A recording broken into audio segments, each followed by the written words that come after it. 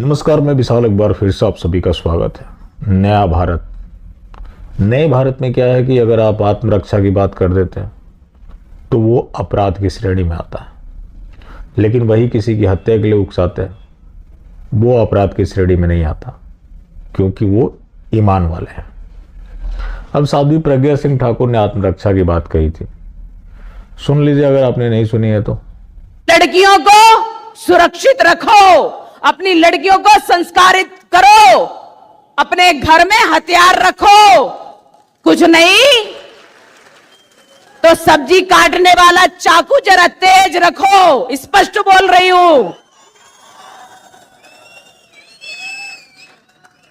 स्पष्ट बोल रही हूं कि हमारे घरों में भी सब्जी काटने के लिए हथियार तेज होना चाहिए। उन्होंने चाकू से हमारे हर्षा को गोदा था, उन्होंने चाकू से हमारे वीरों को, हिंदू वीरों को, बजरंग दल के कार्यकर्ता, भाजपा के कार्यकर्ता, युवा मोर्चा के कार्यकर्ताओं को गोदा है, काटा है। तो हम भी सब्जी काटने वाले चाकुओं को जरा तेज रख लें, पता नहीं कब कैसा मौका आए। और आत्मरक्षा का तो सबको अधिकार है, आत्मरक्षा का तो सबको अधिकार है। अगर हमारे देश में, हमारे घर में घुस करके कोई आता है, आक्रमण करता है, तो आक्रमण का उत्तर देना भी हमारा कर्तव्य है। और यदि हमारी मान मर्यादा पर कोई आक्रमण करता है तो उसका जवाब भी देना हमारा अधिकार है। अभी किसके खिलाफ है? क्या किसी समाज के खिलाफ है? सिर्फ आत्मरक्षा की बात कही थी, जो कि सुप्रीम कोर्ट भी मानता है कि आपको आत्मरक्षा का अधिकार है। तो तहसीन पूनावाला कांग्रेस का नेता है। तहसीन पूनावाला ने शिवमोगा थाने में एफआईआर दर्ज कराई है। एफआईआर दर्ज किन धाराओं में किया गया है? 153A, 153B, 295A, 504, 508 संबंधित धाराओं में मामला दर्ज किया गया है। मतलब यह है कि किसी दूसरे समुदाय के खिलाफ जहर उगलना। इसमें दूसरे समुदाय का जिक्र कहीं भी नहीं है। अगर आपने सुना तो बताइए, क्या किसी समुदाय का जिक्र है? तो नए भारत में आप आत्मरक्षा की बात कर देंगे तो अपराधी घोषित हो जाएंगे। पुलिस ने इनको एश्योर किया है कि वेरिफिकेशन के बाद उनके खिलाफ एक्शन लिया जाएगा।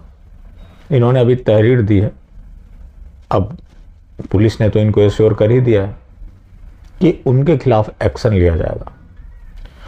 साध्वी प्रज्ञा सिंह ठाकुर को यह हैबिचुअल ऑफेंडर भी बता रहा है। अब इस तहसीन पूनावाला के बारे में क्या बताया, अभी हाल में जिक्र किया था। तेजिंदर पाल सिंह बग्गा, शायद भारतीय जनता पार्टी दिल्ली का प्रवक्ता है, बीजेपी के टिकट पर चुनाव भी लड़ चुका है। तेजिंदर पाल बग्गा या फिर उनकी टीम का काम क्या है? वही पंचर छाप के खिलाफ लोगों को भड़काना। उनके ट्वीट उठाकर देखेंगे तो ये लोग बड़े वाले राष्ट्रवादी कहे जाते हैं। तेजिंदर पाल बग्गा के कुल्हड़ बिरयानी से इनके लिए डिनर जाता है और ये उसकी प्रशंसा करते हैं। शुरुआत बटर चिकन से करते हैं और बताते हैं कि हमारा राजनीतिक जीवन और आम जीवन अलग अलग है। अब ये खुद को एथिस्ट भी बताता है। सोचिए कि एक एथिस्ट कितना बड़ा कट्टर हो सकता है। लेकिन इधर के हिंदुवादी लोग, तेजिंदर पाल बग्गा बेशक सिख है, लेकिन आईटी सेल के कर्मचारी उन्हें बड़े वाले हिंदुवादी मानते हैं। तो इधर कंफ्यूजन देखिए और उधर एथिस्ट का समर्पण देखिए मजहब के प्रति। ये तहसीन पूनावाला ऐसा तो नहीं है कि अचानक से बदल गया, पहले कुछ और था, पहले भी ऐसा ही रहा। तो फर्क यहां आ जाता है। अब सवाल है इस तहसीन पूनावाला से, क्योंकि इमरान प्रतापगढ़ी मरना पड़े तो 4-6 को मार कर मरना। अब क्या इसके खिलाफ एफआईआर दर्ज कराएगा? ये क्यों कराएगा? इसका दीनी मजहबी भाई है और वो उसी चीज के लिए लोगों को उकसा रहा है जो उनकी प्लानिंग है। तो भारतीय जनता पार्टी के हिमंता बिस्वा शर्मा जो कि असम के सीएम हैं, उस चीज का वो जिक्र करते हैं, वो वीडियो शेयर कर रहे हैं और लिख रहे हैं कि ये है कांग्रेस के राज्यसभा सांसद। कांग्रेस की तुष्टीकरण की राजनीति की वजह से लोगों ने हाशिए पर धकेल दिया। नया भारत सबका साथ, सबका विकास, सबका विश्वास के साथ आगे बढ़ रहा है, लेकिन उन्होंने सबका प्रयास नहीं जोड़ा। सबका प्रयास भी हो रहा है, लेकिन अफसोस कि इस सबका में यहाँ का बहुसंख्यक कम्युनिटी कहीं से भी एग्जिस्ट नहीं करता।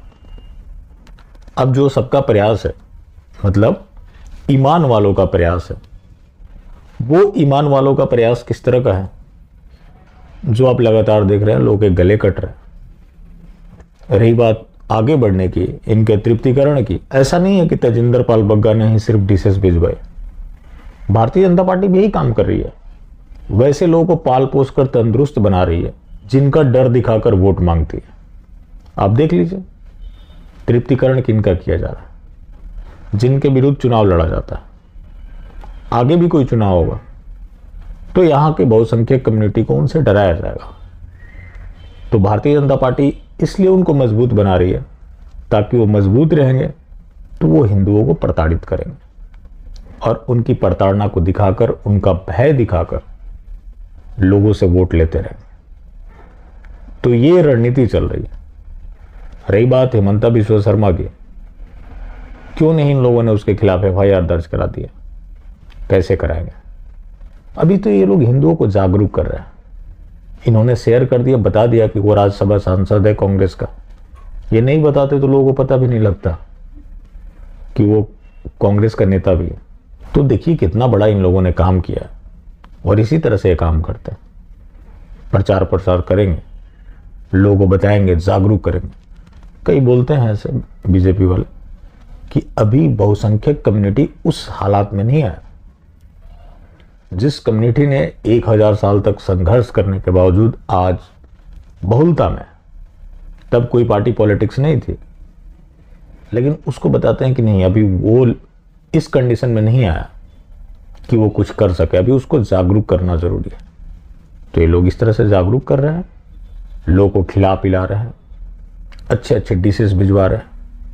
वो खाएंगे, जहर उगलेंगे, उनके बयान को ये लोग शेयर करेंगे और उसी के नाम पर राजनीति होगी। और यहाँ का जो बहुसंख्यक है, कोई तो एक पार्टी है जो हमारे साथ खड़ी होती है, वो है भारतीय जनता पार्टी। तो इस तरह से वोट उगाही किया जाता है। चलिए, बाकी जिंदा रहें तो फिर मिलेंगे, और मिलते रहेंगे तो जिंदा रहेंगे। मिलना जुलना जारी रखें, लेकिन हाँ, मास्टर स्ट्रोक वादी बिल्कुल भी ना हो।